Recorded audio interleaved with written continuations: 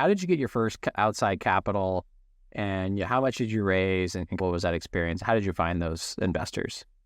Yeah, so early on, I knew what I was going to do once I graduate.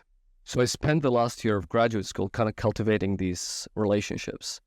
So I tried to present at places and like the business idea, just get to meet people, have some coffee chats, because one of the biggest lessons that I learned early on is like investors do not invest in like a point. They like to see a line, see that what you have accomplished, if you're sticking with it.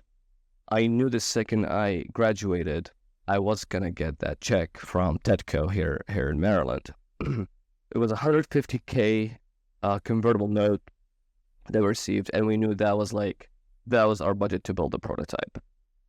Once it started working, I had already been in contact with Y Combinator. So that became our second check. And we went through YC.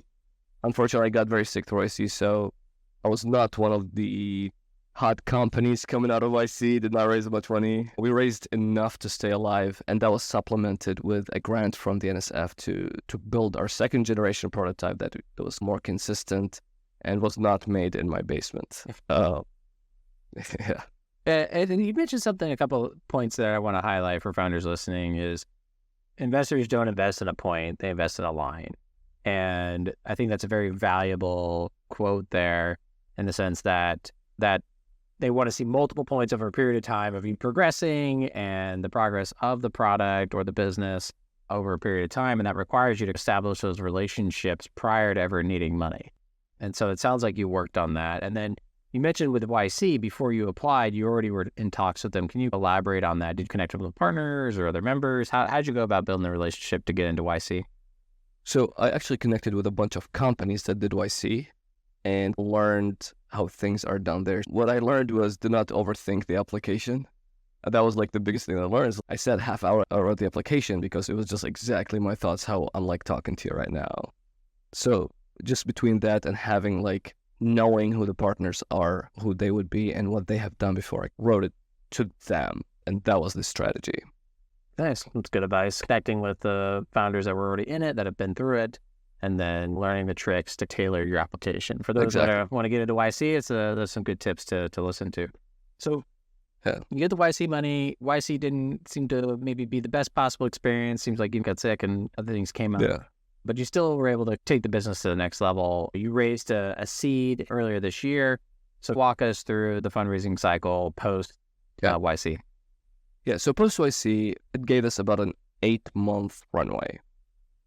And I challenged my team. At that point, we were 4. I was like, hey, by Christmas, you need to get me clinical data.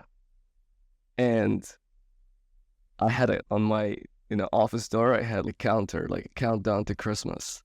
And if you're a part of the team, you'd think you know what this is about. If you're not a part of the team, you'd think I'm excited for my present. So anyway, by Christmas, we had 36 samples tested. And I was like, all right, this is exactly what we need to show. So what happened was all these people that I had already met before, we had already had these coffee chats. I was like, hey, do you want to come see our product live? We had all these investors come to the hospital at the University of Maryland Medical Center. All right, sit down here. Let's chat until we get a patient's sample. Right? Some of them said no. Some of them were very excited about the idea. Some of them brought 2 physicians with them to make sure we're legit. And once, think about it, you need days to get results for antibiotic sensitivities. By the time we're having like a quick chat, the results came. And that was enough to push to get 2 people to the finish line. Like one of them was like, we kept on having meeting after meeting, but it was until he saw how the product was working. It was like, all right, I'm in, right? So to me, and once we got the first couple of checks, things got a lot easier. We had new investors who knew other investors, and it just kept on adding on. And in the end, we had to stop raising because we needed to focus on building our product and making sure we hit milestones. And how many investors did you nurture or reach out to and try to build those relationships with, and how many ended up actually investing in the business? There was 36, and for all the people that I was talking to, and in this last round, We had 5 of them invest, and 4 new investors came on board. Were these all individuals? Were they VC funds? What was the makeup of them? It was a bunch of everything. So we had 2 VC funds. We had some angels. Yeah, it was 2 VC funds that had about 750 between the 2, and then everything else was individuals. So we had this awesome advantage here. Because we're in Maryland, there's something called the Maryland Biotechnology Tax Incentive, whatever, BITC. So for every check that we get, the investor gets 33% back as like tax credit. So if you're a part of Maryland, you're getting the tax breaks. If you're outside of Maryland, you're actually getting cash. So that helped us a lot, especially in the current economy.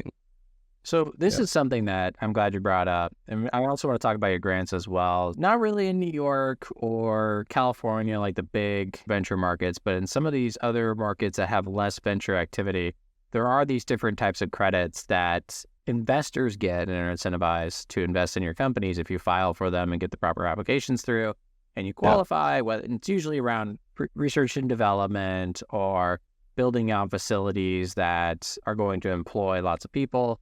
There's usually some kind of tax incentive to look for. If you're outside of California and New York, definitely something worth looking at.